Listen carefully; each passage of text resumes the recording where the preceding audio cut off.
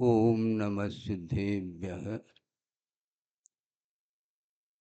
ओम नमः सिद्धेभ्यः।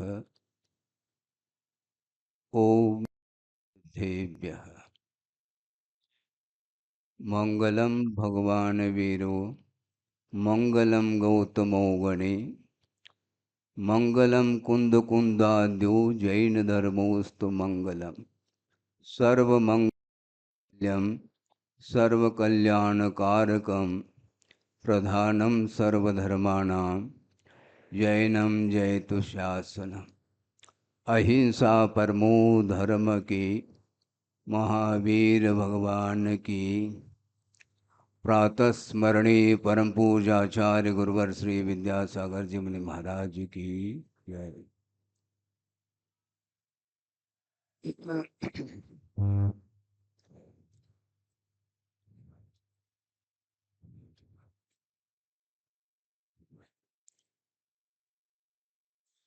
आप लोगों ने आस्था के साथ, मनोयोग के साथ, भक्ति भाव के साथ मंचासीन श्रमण संघ है, उनमें महाराजों ने अपने हृदय के उद्गार गुरुदेव की आज्ञा के अनुरूप उनके प्रति समर्पण भाव रखते हुए शब्दों के माध्यम से आपके बीच भाव अभिव्यक्त किए। उन सभी भावों को मैं पढ़ रहा हूँ और सुन रहा हूँ। शायद आप लोगों का उपयोग, आप लोगों का मन बीच बीच में अन्यत्र भी जा सकता है, क्योंकि आपकी मन प्रवृत्ति, मनों की मन प्रवृत्ति में जमीन आसमान का अंतर है। और इन सभी उद्गारों को मैंने सुनता रहा, गौर से मनन भी किया है, लेकिन मैं अभी आपके सामने कुछ बोलना नहीं चाहता, क्योंकि बोलना आसान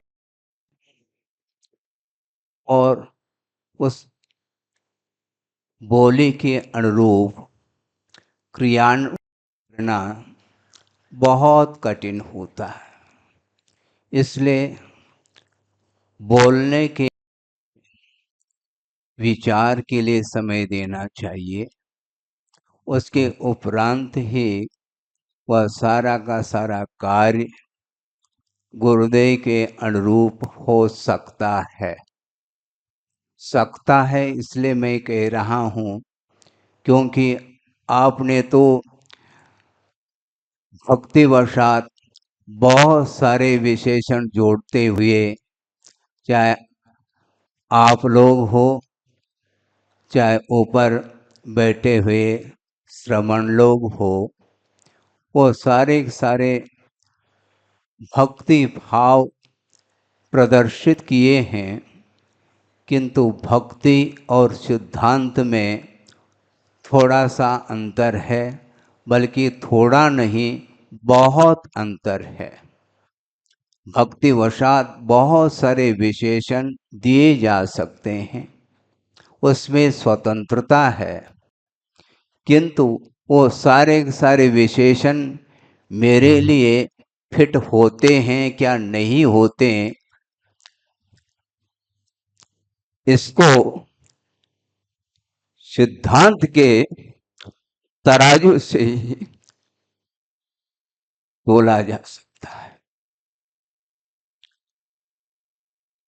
समय है समय पर क्या होगा, क्या होना है, वो बाद की बात है।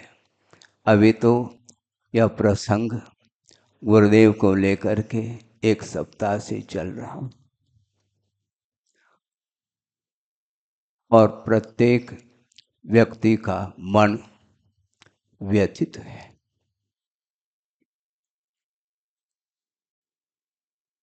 और बोलने के लिए जब मन करता है तो शब्द नहीं मिल पाते। किन शब्दों के माध्यम से गुरुदेव का गुणानुवाद करें, बहुत कठिन होता है। क्योंकि गुणानुवाद जिनका हमें करना है, उनकी गहराई तक पहुंचे बिना जो भी गुणानुवाद होता है वह परसेंटेज में हो सकता है, पूरी तरह से गुणानुवाद संभव नहीं है। क्योंकि अनुवाद का अर्थ आप जानते हैं, जैसा है वैसा उसको वाद अर्थात कथन करना, ये अनुवाद माना जाता है। तो जिस प्रकार उन्होंने, गुरुदेव ने आचार्य ज्ञान सागर जी महाराज से दीक्षित हो करके उनके अज्ञानवर्ती होते हुए जो भी आत्मसात करते हुए उनके वचनों को जो साकार रूप दिया है जीवन के लिए, और एकाकी हो करके साधना करते हुए विश्व को पथ प्रशस्त करना और किसी व्यक्ति का एक कार्य नहीं है। बोलने के लिए शब्द बहुत सारे हो सकते हैं, विभिन्न भाषाओं में भी उन भावों को व्यक्त किया जा सकता है, साहित्यिक शब्दों में भी किया जा सकता है, काव्य शैली से भी किया जा सकता है। अनेक प्रकार के साधन हो सकते हैं गुरुदेव के गीत गाने के लिए, किंतु शब्दों के माध्यम से गीत गाना और उसको आत्मसात करते हुए जीवन में उसको अमल में लाना बहुत कठिन है। इसलिए गुरुदेव का बार बार कहना है कि शब्द भावों तक पहुंचने के लिए मात्र एक माध्यम है। शब्दों में उलझना नहीं, बल्कि पूरा संसार ही शब्द से प्रभावित है, किंतु भावों से प्रभावित नहीं। भावों तक पहुंचना खेल नहीं है, क्योंकि भावों तक वही व्यक्ति पहुंच सकता है जो अपने जीवन में उन शब्दों को आत्मसात करते हुए, आज्ञा का पालन करते हुए, चाहे वह प्रत्यक्ष हो चाहे परोक्ष हो, तो उस व्यक्ति का जीवन ही विकसित हो सकता है और आत्मा की उन्नति भी हो सकती है और आत्म शांति भी प्राप्त हो सकती है। एजुकेशन की अपेक्षा से मैं आपके सामने विषय रख रहा हूँ, क्योंकि लौकिक एजुकेशन कितना है मेरा, केवल 10वीं पास। नंबर कितने लिए होंगे, पासिंग मार्क उतने मिले अपन को। और ठीक है, बहुत सारे छात्र इससे भी अधिक अंक पा करके राष्ट्रपति पुरस्कृत भी हुए होंगे, किंतु उतना ज्ञान का विकास मेरे अंदर नहीं हुआ लौकिक क्षेत्र की अपेक्षा से। किंतु आप आगम को खोल करके उसको पढ़ने का प्रयास करेंगे, ऐसे भी जीव इस संसार में हुए हैं जिनके पास द्रव्य श्रुत नगण्य है, ऐसे कौन से महाराज होंगे महाराज, एक आध कोई एग्जाम्पल?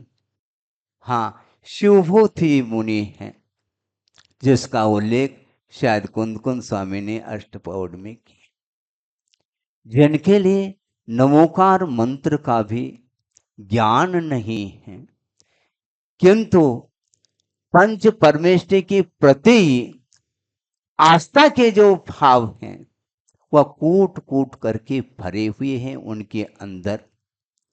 इसलिए एक सामान्य कोई भी प्रसंग देखने को मिलता है, वह भी उनके लिए सूत्र का काम कर जाता है। कई लोग कहते हैं महाराज कोई सूत्र दे दो, हम कहते हैं मैं क्या सूत्र दे दूं, पूरा तत्पर सूत्र है, कोई भी सूत्र का प्रयोग कर लो।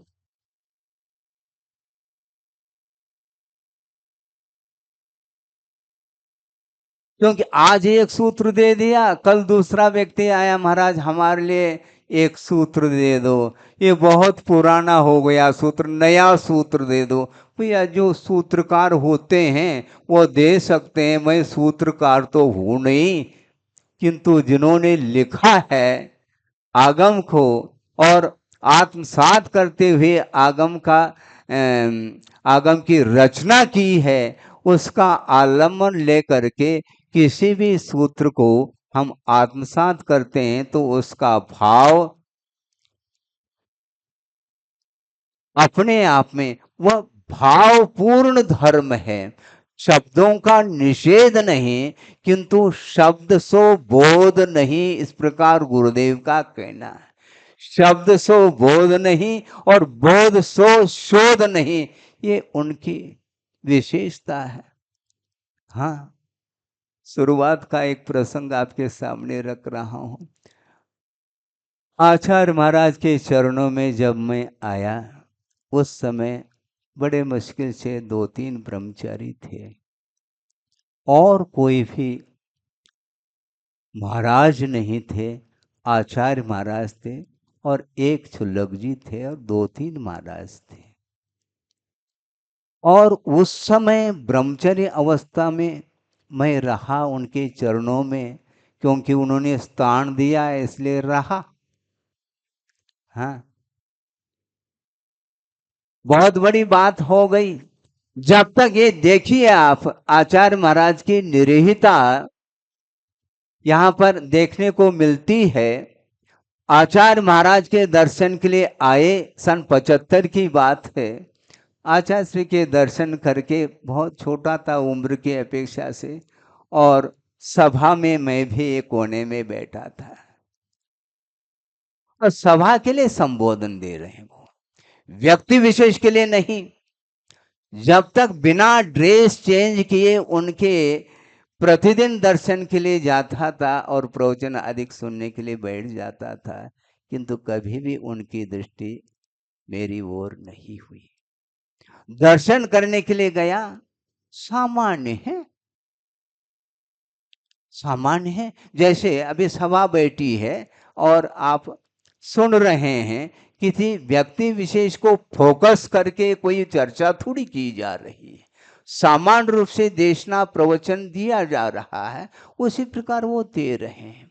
एक दिन भी उन्होंने मेरे साथ कोई वार्ता नहीं की, किंतु जिस समय यह अवसर आया आजीवन व्रत ब्रह्मचर्य व्रत लेने का, और उस समय ड्रेस परिवर्तित हो गया, तो जो सीनियर ब्रह्मचर्य लोग थे उनके लाइन में बैठ गया।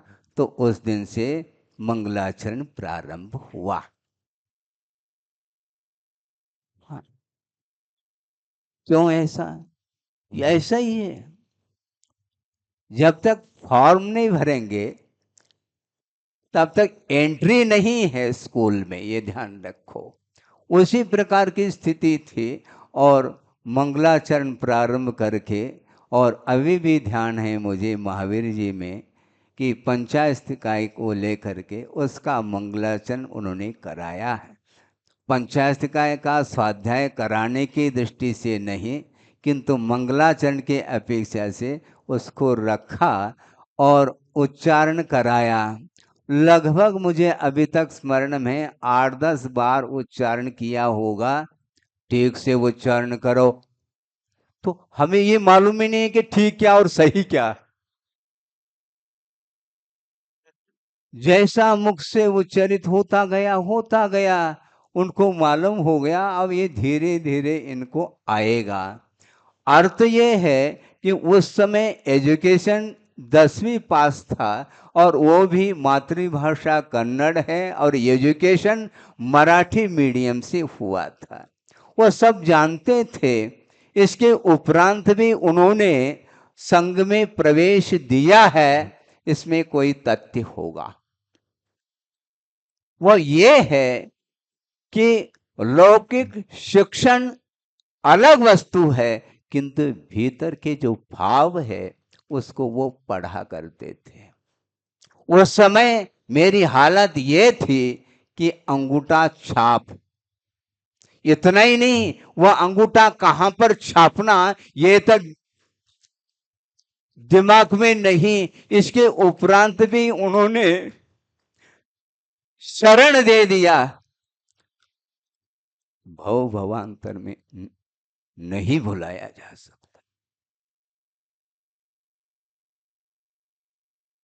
रही बात अभी संलेखना समाधि को लेकर के विषय आपके सामने प्रस्तुत किए।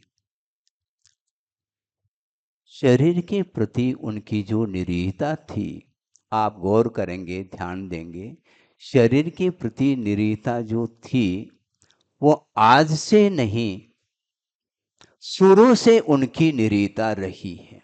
एक प्रसंग आपके सामने दे रहा हूं। 91 की बात है, मुक्तागिरी की। और उस समय आहार के लिए, आहारचर्या के लिए निकलने का समय हुआ था। घंटी बज गई थी और आचार्य महाराज शुद्धि कर रहे थे और उनके पास 2-3 महाराज और थे, उसमें मैं भी था। उन्होंने सहज रूप से कहा कि देखो, यह पंचम कलिकाल है।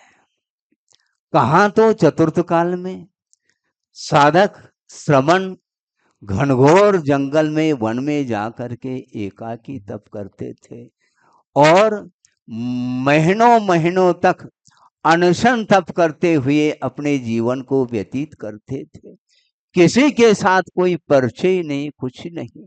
किंतु प्रतिदिन आज हम लोगों को उठना पड़ रहा है। सुन रहे हैं? प्रतिदिन आहार के लिए उठना पड़ रहा है। किंतु ये ध्यान रखो, उठो, कोई बाधा नहीं, लेकिन मन से नहीं उठना।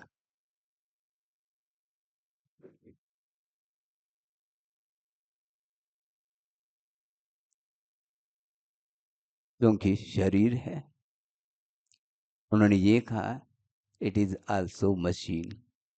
ये शरीर मशीन है और मशीन के लिए यथायोग्य पेट्रोल की आवश्यकता होती।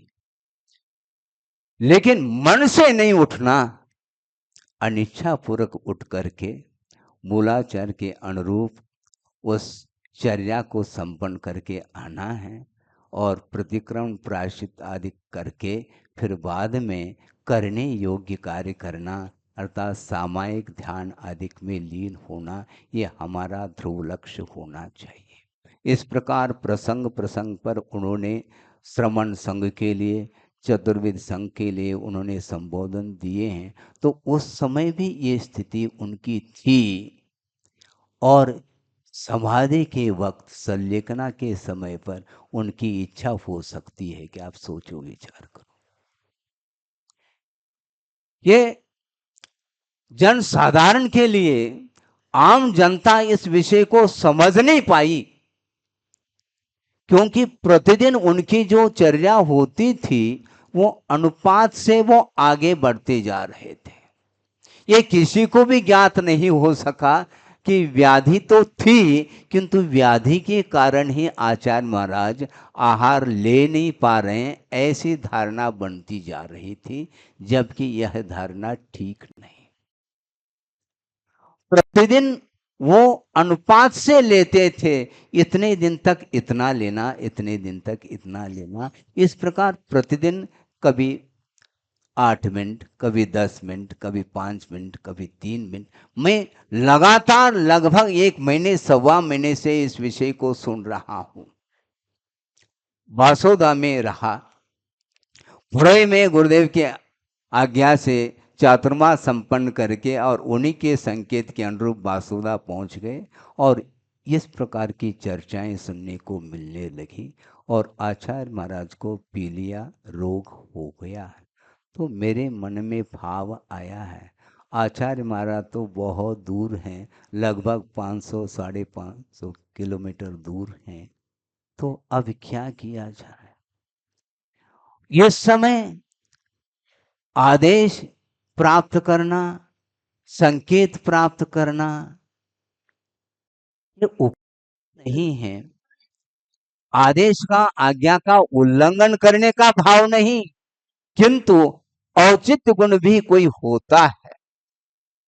किस समय किस ढंग से हमने उचित क्या है, अनुचित क्या है, पूर्वापर विचार करके हमने कदम बढ़ाया और निरंतर विहार करते करते आए और बीच में ये संकेत मिला है, क्योंकि आचार्य महाराज अपने योग सागर जी महाराज सडनली आकस्मिक गुरुदेव के चरणों में पहुंच गए और पहुंचते ही उन्होंने देख लिया, शायद हो सकता है उन्होंने भीतर ही भीतर सोचा हो, अब योग सागर जी आ गए, शायद संभव है। इसी प्रकार कितने उपसंग इस ओर बढ़ रहे हैं, कोई अता पता नहीं है, इसलिए अभी से इसके लिए स्टे लगाना आवश्यक है।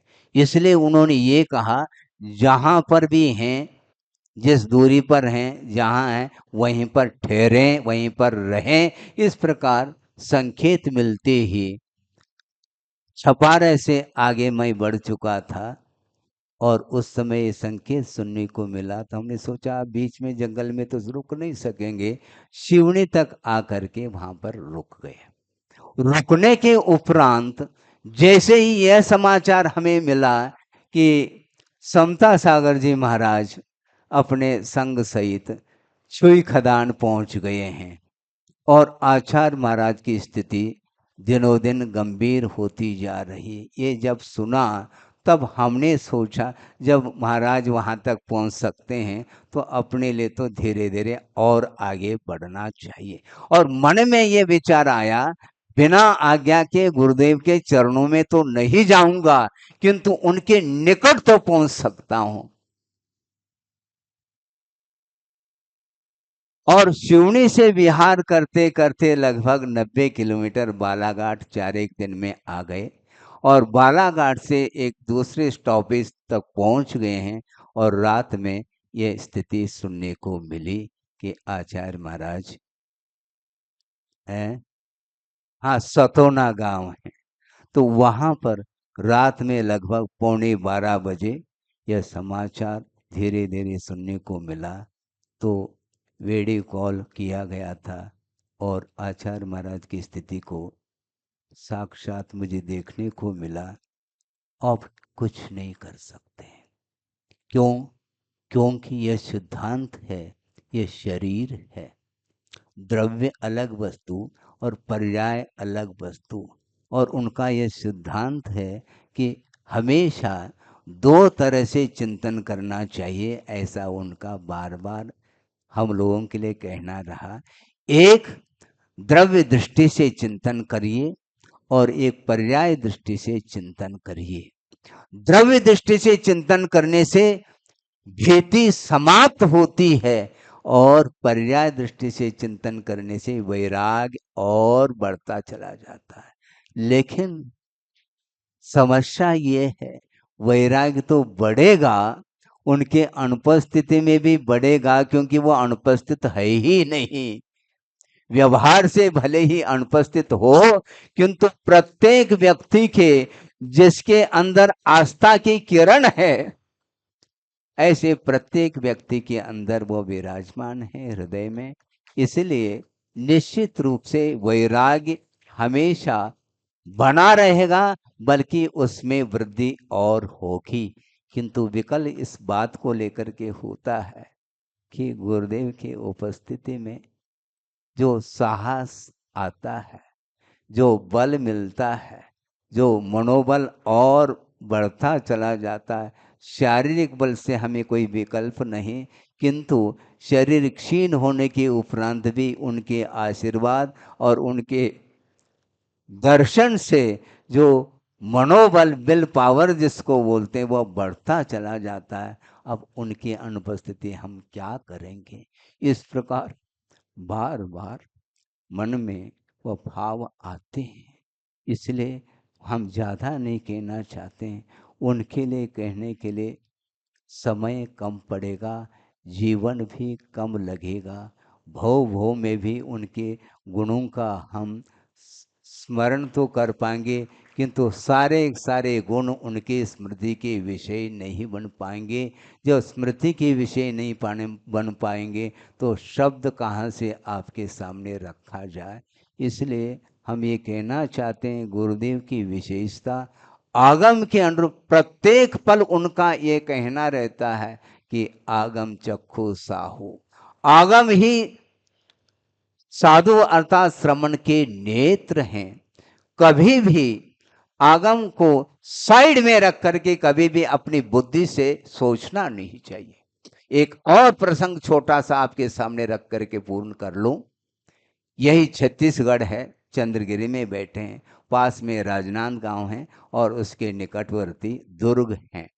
दुर्ग में आचार्य महाराज का संघ था और वहां से जगदलपुर आदि जाना था। और उस समय आचार्य महाराज के संघ के कुछ ब्रह्मचारी लोग श्रवण बेलवला आदि तीर्थ क्षेत्रों की वंदना हेतु निकल गए थे और समय पर लौट आए थे दुर्ग में। और उस समय आचार्य भक्ति का समय था। प्रातःकालीन वेला में आचार्य भक्ति संपन्न करके उन आए हुए ब्रह्मचारियों के लिए कुछ आगम के अनुरूप संस्कार की दृष्टि से कुछ बिंदु लेकर के उनके सामने भाव व्यक्त कर रहे थे। उस समय की बात है और संस्कार दे रहे थे। वो समय 5 जो व्रत हैं, अहिंसादि व्रत, उनके प्रत्येक व्रत के 5-5 भावनाओं का उल्लेख आचार्य उमास्वामी महाराज ने तत्पर सूत्र में किया। उन भावनाओं को प्रसंग बना करके बिंदु दे रहे थे। इस बीच में ही एक ब्रह्मचारी जी ने आचार्य महाराज से कहा कि महाराज, हमें अमुक महाराज से बहुत अच्छा अनुभव मिला है। सुन रहे हैं आप? मैं भी बगल में बैठा था। अब इसके लिए क्या उत्तर देते देखो आप। महाराज, मुझे अमुक महाराज से बहुत अच्छा अनुभव मिला। तो गुरुदेव ये कहते हैं, संघ की ओर देखते हुए, अपना अनुभव मत बताओ, आगम दिखाओ। बहुत रहस्य है इसमें। अपना अनुभव मत बताओ, आगम दिखाओ। क्योंकि तुम्हारे पास अनुभव है कहां, तुम अपना अनुभव बताने के लिए खड़े हो गए।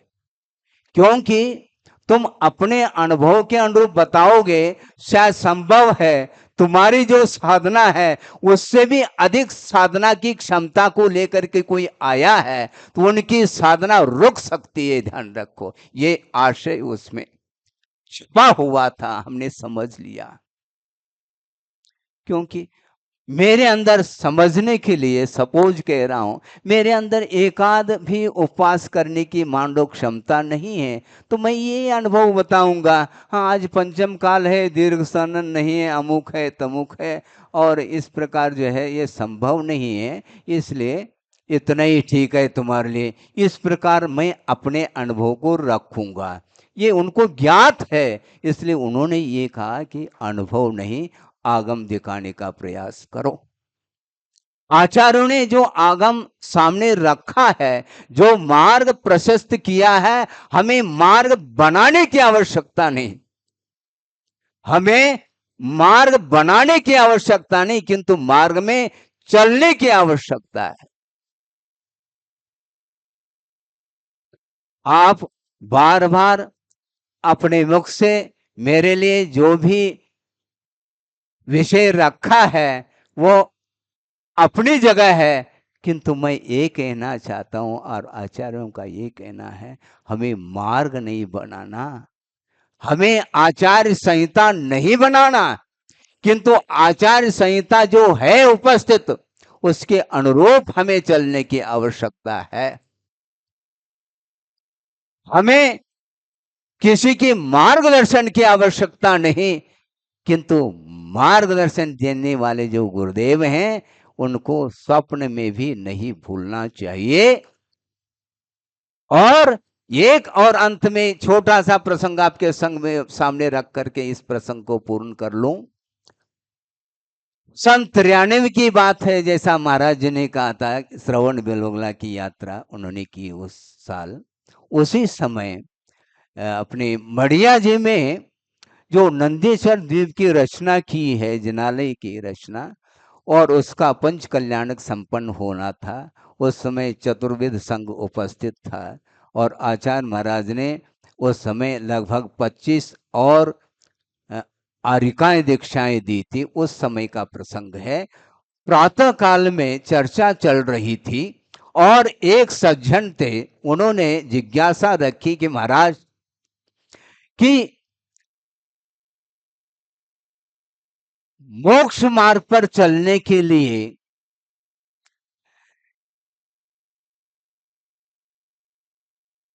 किससे मार्गदर्शन ले। समझ रहे हैं आप? मोक्ष पथ पर चलने के लिए हमें मार्गदर्शन किससे लेना चाहिए? तो बहुत सटीक उत्तर दिया था गुरुदेव ने, मार्गदर्शन उससे लेना चाहिए, हर व्यक्ति से नहीं, किंतु जो कौन किससे लेना, जो विजित मना है। सुन रहे हैं आप? जो विजित मना है उसी से मार्गदर्शन लेना चाहिए, प्रत्येक से नहीं। तो मेरे दृष्टि तो विजित मना तो गुरुदेव हैं।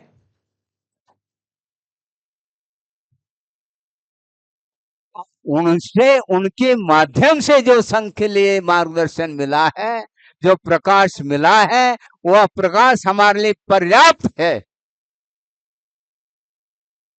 इसलिए मुझे मार्गदर्शन अब नहीं देना, किंतु सारे सारे गुरुदेव के मार्गदर्शन के अनुरूप पूरा चतुर्वेद संघ चल रहा है। इसलिए मुझे अब कोई चिंता नहीं है। मैं इसलिए कह रहा हूं, मैं स्पष्ट शब्दों से कहना चाहता हूं, पहले ही भूमिका हमने बनाई थी, एजुकेशन की अपेक्षा से हम तो अंगूठा छाप थे, और संघ में सारे के सारे ऐसे ऐसे एजुकेटेड पर्सन जिसको बोलते हैं, विभिन्न प्रकार की डिग्री को लिए हुए हैं, वह लौकिक क्षेत्र की अपेक्षा से और परमार्थ क्षेत्र में भी जिन्होंने 30-30 साल, 35-35 साल, 40-40 साल गुरुदेव के चरणों में अपने आप को समर्पित करते हुए जीवन व्यतीत किया है, और आगम के अनुरूप अध्ययन मनन चिंतन करके भिन्न भिन्न प्रकार के शैली से और प्रभावना के साथ काल को व्यतीत किया है। अब उनके लिए मार्गदर्शन की कोई मेरी भी आवश्यकता नहीं, ना और किसी आप लोगों की आवश्यकता है, किंतु गुरुदेव ने पूरे चतुर्वेद संघ के लिए और जो आपके सामने कहा है प्रतिभा स्थली, प्रतिभा मंडल, और मंडल का अर्थ क्या होता है? गुलाई में होता है, और गुलाई में होता है उसको और छोर नहीं होता है, ध्यान रखो।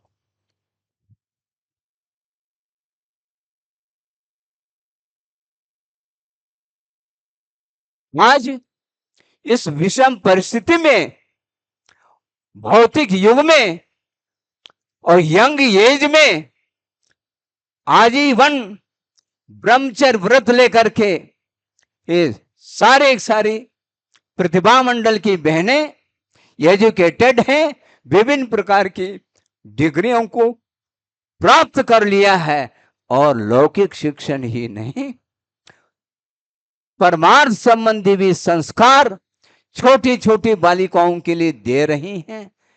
और एक नहीं, दो नहीं, अभी वर्तमान में जहां तक मुझे स्मरण है कि 500-600 की संख्या भी पार कर चुकी है। ये ध्यान रखें, उनके लिए भी मेरे मार्गदर्शन की कोई आवश्यकता नहीं। व्यवहार अलग वस्तु, किंतु व्यवहार का निषेध नहीं, किंतु आज इतनी क्षमता आ चुकी है, वह क्षमता आप लोग उसका आकलन नहीं कर पाओगे। इसलिए एक छोटा सा खसखस का दाना जिसको बोलते हैं, समझ रहे हैं आप? वो खसखस का दाना, उसको माइक्रोस्कोप में रखो तब कहीं देखने में आ जाए, वो इतना वह सूक्ष्म है। इस प्रकार जो एक बीज हुआ करता है जिसका वपन करने से वट वृक्ष का निर्माण होता है, और ये वट वृक्ष का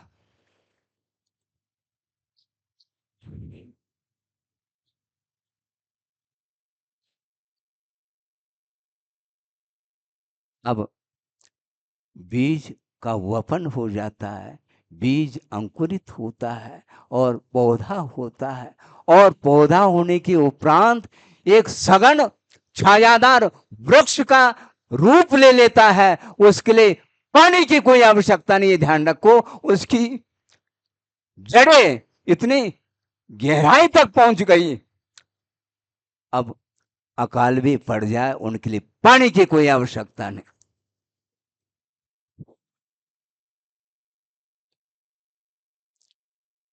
संक्षेप में इतना ही कहना चाहता हूँ। संघ यहाँ पर विराजमान है, उसमें निर्यापक श्रमण भी हैं और भी प्रौढ़ श्रमण भी हैं, आदि आदि हैं, और भी बाहर हैं। उन सब के लिए हमारा यही कहना है, आप समाज की भावना और संघ की भावना जो होगी वह अपनी जगह है, किंतु हमने अपने तरफ से मुख से अभी तक नहीं बोला है। भविष्य के लिए मैं कुछ कह नहीं सकता।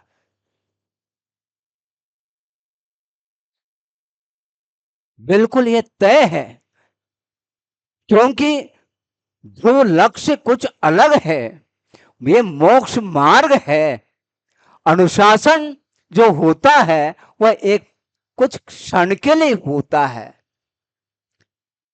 प्रसंग को लेकर के ही अनुशासन का प्रयोग करना पड़ता है।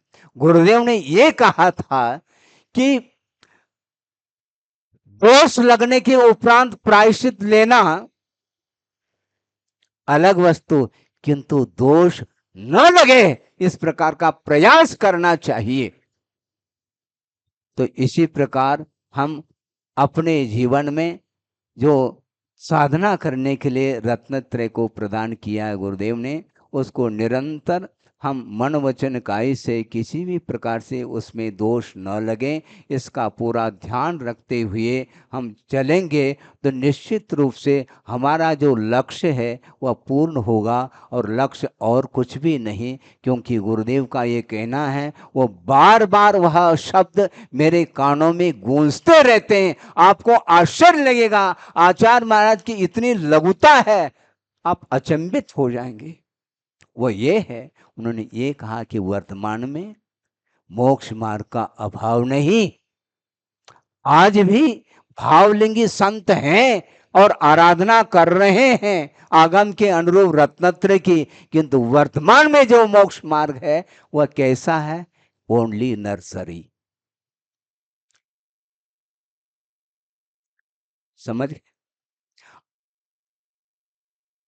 अपने आप को वो घोषित कर रहे हैं, मेरा जो भी रत्नत्रय, मेरी जो साधना है वह केवल नर्सरी है, और हम लगे हैं बैठे बैठे तारा तोड़ना चाहते हैं। गलत बात है। और इसलिए कहना चाहते हैं, ये मोक्ष मार्ग का जो पथ है ये बहुत लंबा चौड़ा है और इसकी साधना की कोई सीमा नहीं। एक सज्जन ने कहा कि महाराज, साधना की क्या सीमा है? तो गुरुदेव ने उत्तर दिया, साधना की कोई सीमा नहीं। यदि कोई सीमा है तो जब तक साध्य की उपलब्धि ना हो वही उसकी सीमा है। इसलिए हमें शब्दों से नहीं बंधना, किंतु साधना की ओर दृष्टि रखते हुए अपने को आगे बढ़ना है। वर्तमान में मोक्ष मार्ग जब गुरुदेव कह रहे हैं, निरंतर आत्म साधना में लीन रहने वाले और मुमुक्षु भव्य जीवों के लिए उस पथ को प्रदर्शित करने वाले ये कह रहे हैं अपने मुक्त कंठ से, यह नर्सरी है। तो ऐसी वो इसलिए कहना चाहते हैं, उनका भाव ये है। आप भाव की ओर थोड़ा सा गौर करें। उनका भाव आशय ये है कि वर्तमान में मोक्ष पथ पर हम चल रहे हैं, मान लो श्रमण है, और उनके शरीर पर ध्यान देना, उनके शरीर पर एक मान लो छोटा सा मच्छर बैठ गया, समझ रहे हैं आप? संभव है वो हाथ से नहीं उड़ा रहे हैं, किंतु उड़ाने का भाव मन में आ सकता है। क्या ये दंश मशक परिचय विजय में कमी मानी जाएगी, ऐसा उनका कहना है। जब ये स्थिति है, एक मच्छर बढ़ने के उपरांत भी प्रतिकार का भाव आ सकता है, तो सामने यदि शेर बैठ जाए तुम करोगे क्या? इसलिए उनका कहना है कि वर्तमान में यह नर्सरी है, प्रारंभिक साधना है, किंतु इस साधना के माध्यम से आत्म तत्व के ऊपर संस्कार पढ़ते रहे और निरंतर साधना करने से संस्कार घनीभूत हो और कालांतर में जा करके हमारे लिए यह साधना उस उच्च साधना के लिए, शुक्ल ध्यान के लिए सहयोगी बना रहे। इस उद्देश्य को लेकर के चतुर्विध संघ के सामने समय समय पर उन्होंने आगम के माध्यम से उद्बोधन दिया है, संबोधन दिए हैं, संकेत भी दिए हैं, समय समय पर आदेश भी दिए हैं, और उपदेश तो निरंतर देते ही रहते हैं। बल्कि वो विराजमान है, मान लो मौन भी है, तो भी उनके मुख से ही नहीं, सर्वांगीण उन शरीर से उपदेश प्राप्त हो सकता है, होता है। पाठ लेने वाला चाहिए। इतना ही मैं कह करके इस विषय को विराम देता हूँ, और आगे का जो भी विषय आएगा उस समय बोलने का जो अवसर मिलेगा उस समय बोला जा सकता है। अहिंसा परमो धर्म की जय। बोधि समाधि परिणाम शुद्धि स्वात्मोपलब्धि शिव शोक सिद्धि चिंतामणिम चिंतित वस्तुदाने